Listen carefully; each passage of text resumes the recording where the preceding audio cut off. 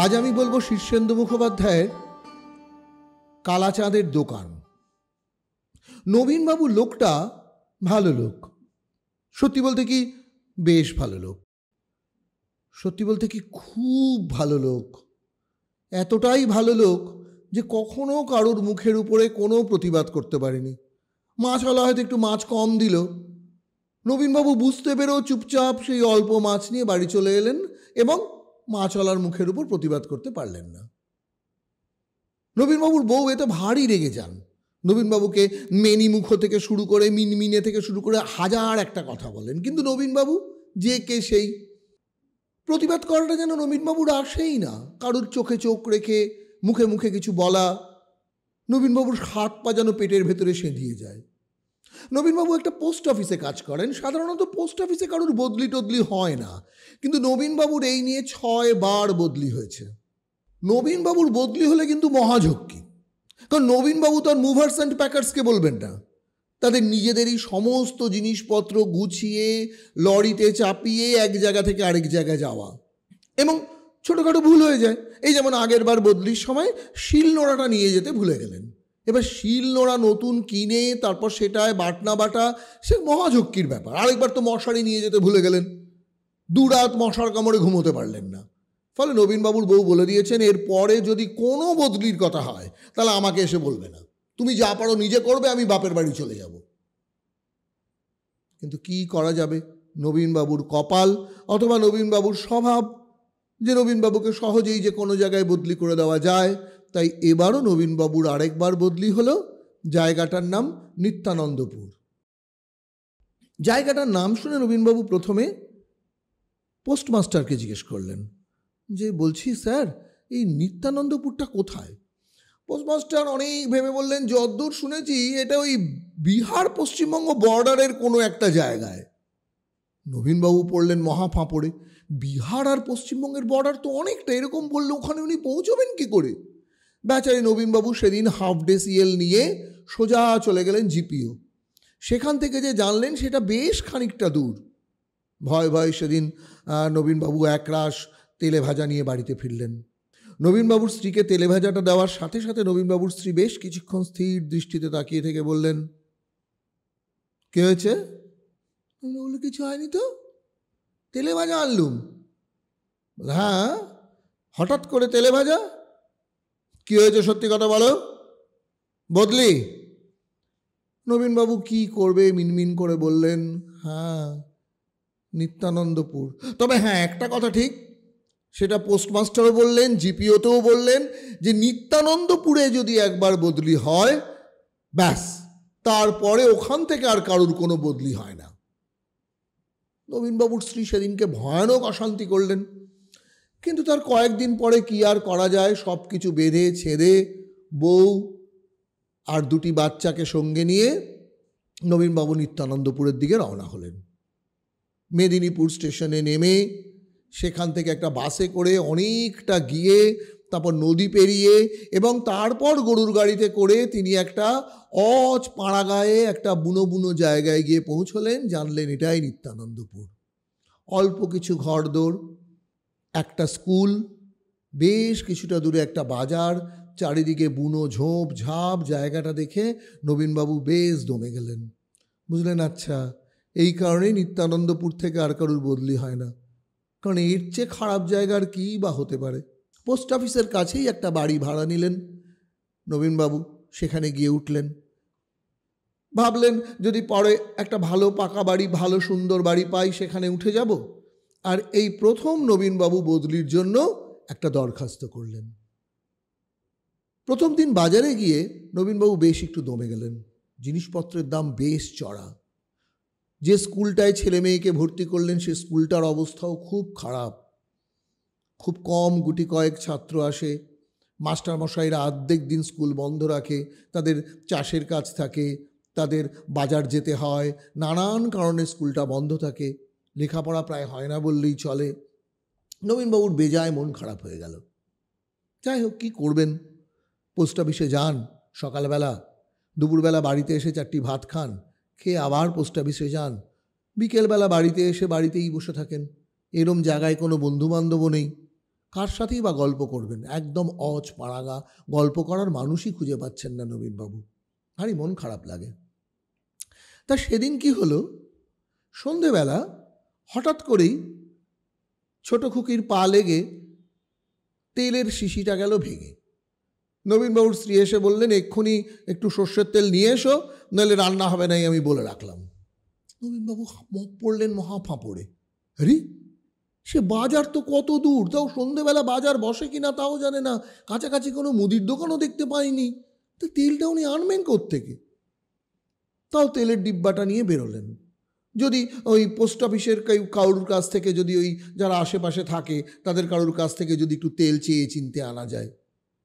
নবীনবাবুর বাড়ির সামনে একটা লাল রাস্তা চলে গেছে, সেটা দিয়ে ডান দিকে নবীনবাবুর পোস্ট অফিস। নবীনবাবু ডান দিকে কিছুটা গিয়েই দেখলেন ডান হাতে একটা সরু রাস্তা মাঠের মধ্যে দিয়ে নেমে গেছে, আর সেটা একটা দোকান মতো কি দেখা যাচ্ছে না, আলো জ্বলছে। নবীনবাবুর মনে খুব আশা হলো, যদি একটা দোকান হয়। নবীনবাবু আস্তে আস্তে গিয়ে দেখেন, হ্যাঁ, দোকান, একদম পুরনো একটা দোকান, হয়তো কিছুই প্রায় পাওয়া যাবে না, পুরনো কিছু কৌটো কাউটা, কিছু ওই ঝুড়ি, এসবে জিনিসপত্র রাখা আছে। দোকানের সামনে একটা বাঁশের বেঞ্চি, আর ভেতরে একটা লম্বা শৃঙ্গে কালো লোক বসে আছে, গলায় কণ্ঠি, খালি গা, ধুতি পরা। তা লোকটা দেখে শশব্যস্ত হয়ে উঠে দাঁড়িয়ে বললেন, আরে আসুন আসুন আসুন, কিছু দরকার নাকি? আপনি কি এখানে নতুন এসছেন এই পোস্ট অফিসে? এই অমায়িক ব্যবহারটা নবীনবাবুর ভারী ভালো লাগলো। নবীনবাবু বললেন, হ্যাঁ, একটু তেল যদি হয়। বলে, হ্যাঁ, খুব ভালো, খুব ভালো তেল আছে, একদম ঘানির তেল, ভালো সর্ষের তেল, দিন আপনি, আমি দিয়ে দিচ্ছি। বেশ 250 মতো তেল নবীনবাবু নিয়ে বললেন, কত টাকা? এখানে এর জন্যে আর কি টাকা দেবেন, এই তো একটুখানি তেল নিলেন, বাচ্চা মেয়ে পায়ে লেগে শিশিটা ভেঙে গেছে, তার জন্য একটু তেল নিলেন, তার জন্য আর কি দেবেন, আপনি 2 টাকাই দিন। নবীনবাবু বেজায় অবাক হলেন, বাজারে এই তেলটার দাম অন্তত 5 টাকা। নবীনবাবু তেলটা নিয়ে এলেন। তারপর টুকিটাকি কিছু কেনার দরকার হলেই নবীনবাবু সন্ধ্যের দিকে সময় পান, ওই দোকানটায় চলে যান। এতদিনে তিনি নামও জেনে নিয়েছেন, ভদ্রলোকের নাম কালাচাঁদ। জিনিসপত্রও কেনেন, বসে একটু গল্প করেন, ভারী অমায়িক লোক। দোকানে একটা ছোট্ট স্টোভে একটু চা করে নবীনবাবুকে দেন, নিজেও নেন, তারপর একটু তামাক খান। সন্ধেটা বেশ কাটে। মাঝে মধ্যেই যান এখন নবীনবাবু কালাচাঁদের দোকানে, ছোটোখাটো কোনো প্রয়োজন দরকার হলে নবীনবাবু তৈরিই করে নেন। আর সত্যি বলতে কি, দোকানটাও বেশ সস্তা। এর মাঝে একটা দারুণ মজার ব্যাপার হলো, একদিন নবীনবাবুর ছোট ছেলে হঠাৎ বায়না করে বসলো, আজকে সে পোলাও খাবে, আর কান্না। কিন্তু পোলাওয়ের জিনিসপত্র কোথায় পাবে? কালাচাঁদের দোকানে কি আর পোলাওয়ের জিনিসপত্র পাওয়া যায় নাকি? তবু নবীনবাবু দোনমোনা করে একটা ছোট ব্যাগ নিয়ে কালাচাঁদের দোকানে গিয়ে উপস্থিত হলো। কাজে বললো, আরে বসুন বসুন, আপনার অপেক্ষাতেই আমি এখনও চা করিনি, বসুন একটু চা বানাই। বললো, না কালাচাঁদ বাবু, আজকে তো আমাকে একটু যেতে হবে তাড়াতাড়ি, ছোট ছেলেটা বায়না করেছে, দেখুন না, পোলাও খাবে। মানে পোলাওয়ের জিনিস কোথায় পাই বলুন তো? কালাচাঁদ একটু ভেবে বলল, আচ্ছা আপনি বসুন তো দেখি আমার দোকানে কি আছে। সত্যি অনেক কিছু পাওয়া গেল। কোন একটা পুরনো বয়াম থেকে অসম্ভব ভালো সুগন্ধি গোবিন্দভোগ চাল, একটা কৌটো থেকে বার করলেন একেবারে খাঁটি ভুরভুর করছে গন্ধ গাওয়া ঘি, তার সঙ্গে নানান রকমের মশলা, এমনকি একটু জাফরান, একটু জৈত্রী, কাজু বাদাম, কিশমিশ, সব পাওয়া গেল নানান জায়গা থেকে খুঁজে খুঁজে খুঁজে খুঁজে অল্প অল্প অল্প অল্প করে নবীনবাবুকে দিয়ে দিলেন কালাচাঁদ। নবীনবাবু জিজ্ঞেস করলেন, মোট কত হলো? বলে, একটা বাচ্চা ছেলে খেতে চেয়েছে একটু পোলাও, তার আর কত টাকা হবে, দাঁড়ালো, আমি বলছি। বলে হিসেব টিসেব করে বললো, 18 টাকা হয়েছে, আপনিও এক কাজ করুন, 12 টাকাই দিন। নবীনবাবু বিজয় অবাক হয়ে গেলেন, 12 টাকায় এত বাজার? এইটাই তো যদি আজকে বাজারে গিয়ে করতেন অন্তত 30 টাকা পড়তো। নবীনবাবু 7-5 ভাবতে ভাবতে নিয়ে এলেন, স্ত্রী তো মহা খুশি। পরের দিন দুপুরবেলা যখন পোস্ট অফিস থেকে ফিরেছে, তখন নবীনবাবুর স্ত্রী বললেন, এই কালাচাঁদের দোকানটা কোথায় বলো তো? নবীনবাবু বললেন, কেন? বলে, আজকে পোস্টমাস্টারের স্ত্রী আমার সাথে আলাপ করতে এলেন, তাকে আমি বললাম কালাচাঁদের দোকানের কথা, সেই তো আকাশ থেকে পড়লেন, বলে কালাচাঁদের দোকান? তা এই নিত্যানন্দপুর এরকম কোনো দোকানের কথা আমি জানি না। মনে একটা খটকা লাগলো, সে কি, পোস্টমাস্টার এতদিন ধরে রয়েছেন এবং কাছেই থাকেন, কালাচাঁদের দোকানের মধ্যে এরকম একটা অসাধারণ দোকানের কথা তিনি জানেন না? নবীনবাবু চলে গেলেন। সেদিন সন্ধ্যাবেলা কালাচাঁদকে বললেন যে, জানেন, হ্যাঁ, আমার স্ত্রী বলছিলেন এই পোস্টমাস্টারের স্ত্রী আজকে এসেছিলেন, তা তিনি নাকি আপনার দোকানের নামই শোনেননি। কালাচাঁদ এক গাল হেসে বলে, তা শোনার দরকারই বাকি, সবাইকে সব কিছু শুনতে হবে? আপনি জেনেছেন, আপনি আসেন, রোজ আসুন, গল্প টল্প করি, জিনিসপত্র নিন, সেটাই কি ভালো না? এক গাদা লোক হয়ে গেলে কি আর আপনার সাথে আমি গল্প করতে পারতুম? একজন দুজন খরিদ্দারই ভালো। অবাক হয়ে নবীনবাবু 7-5 ভাবতে ভাবতে বাড়ি ফিরলেন। তার কদিন বাদে স্ত্রী আবার বললে, এই কোথায় গো কালাচাঁদের দোকান? বলে, কেন বারবার বলছো? বলে, আরে আজকে দুপুরবেলা কুয়োর দড়িটা কুয়োর মধ্যে পড়ে গেল, তা দড়ি দরকার। ছোট খোকাকে পাঠালাম, বললাম যে যাতো, বাবা রোজ যায়, এই কাছেই বোধহয় একটা দোকান আছে, দেখতো সেখানে দড়ি পাওয়া যায় কিনা। তা সে গিয়ে তন্ন তন্ন করে খুঁজলো, কোথাও তো কোনো কালাচাঁদের দোকান পেল না, কিছু, কোনো দোকান টোকান কিচ্ছু নেই। এইবার নবীনবাবু খুব আশ্চর্য হলেন, ভাবলেন আজকে পোস্ট অফিসে যাওয়ার পথে একবার দেখব তো। পোস্ট অফিসে যাওয়ার পথে ডান দিকে তাকিয়ে তিনি দেখলেন ওই সরু রাস্তাটা নেমে গেছে, দূরে ভাঙাচোরা মতো কিছু একটা রয়েছে। উনি টুকটুক টুকটুক করে গিয়ে স্তম্ভিত হয়ে গেলেন, কিছু নেই তো,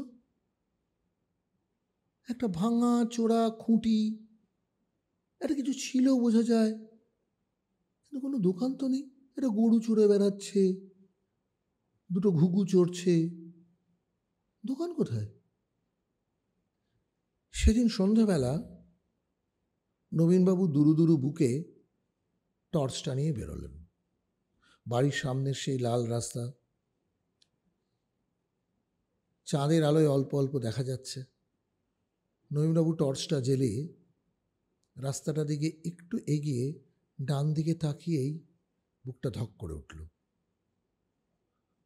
আলো জ্বলছে কালাচাঁদের দোকানে। নবীনবাবু ধীরে ধীরে দোকানের সামনে গিয়ে দেখলেন ঠিক সেই সাজানো গোছানো দোকান, কালাচাঁদ বসে বসে চা বানাচ্ছে। নবীনবাবুকে দেখে বললেন, আরে আসুন আসুন, আমি জানতাম আপনি আসবেন, আগেই চায়ের জল বসিয়ে রেখেছি, সব দিন তো আপনার হাতে বেশি সময় থাকে না গল্পগুজব করার, বসুন। নবীনবাবু কোনো কথা না বলে চুপ করে বসলেন। কালাচাঁদ চা করে দিল, নবীনবাবু চা খেলেন, কালাচাঁদও খেল। তারপরে তামুকটা ধরিয়ে নবীনবাবু বললেন, একটা কথা বলি কালাচাঁদবাবু। কালাচাঁদ বলল, হ্যাঁ বলুন। বলছি আজকে একটা ঘটনা ঘটেছে। কি? বলে, আমার ছেলে কুয়োর দড়িটা কুয়োর মধ্যে ফেলে দিয়েছিল। কালাচাঁদ বলে, ও কি দড়ি লাগবে? কুয়োর দড়ি আছে বোধহয় একটু। বলে, না সেটা কথা না। তারপর আমার স্ত্রী তাকে কুয়োর দড়ি কিনতে পাঠায়। সেই জায়গাটা তন্ন তন্ন করে খুঁজেও কিন্তু আপনার দোকান দেখতে পায়নি। কালাচাঁদ বলল, ও বাচ্চা ছেলে, কোথায় দেখতে কোথায় দেখেছে, হয়তো অন্যদিকে খুঁজে গিয়ে বলেছে, ওর কথা অত ভরসা করার কি আছে, আপনি বলেন তো আপনাকে আমি একটু দড়ি দিয়ে দিচ্ছি। বলে, না না, দড়িটা বড় কথা না, আরও একটা কথা আছে কালাচাঁদ বাবু। মানে বলুন না। বলে, এটা শুনে আমি পোস্ট অফিসে যাওয়ার সময় এইখানে এসেছিলাম। কালাচাঁদ বাবু, এখানে তো কোনো দোকান ছিল না, সব ফাঁকা, ভাঙাচোরা একটু কিছু কাঠামো মতো ছিল। কালাচাঁদ একটু চুপ করে থেকে মিচকি হেসে বলল, তা নাই বা থাকলো দুপুরবেলা, দুপুরবেলায় কি জিনিস কিনতে হবে? সন্ধ্যাবেলা আসবেন না, এখানে জিনিসপত্র কিনবেন, আপনার সাথে বসে চারটি কথা বলবো, গল্প করব, সবই তো পাওয়া যায় আমার দোকানে। দুপুরবেলা কি না কিনলেই নয়? আর সবাইকে এই দোকানের কথা বলার দরকারও নেই। সব দোকান কি সবার জন্য হয় বলুন? আপনি আসবেন। নবীনবাবু বাড়ি ফিরে এলেন।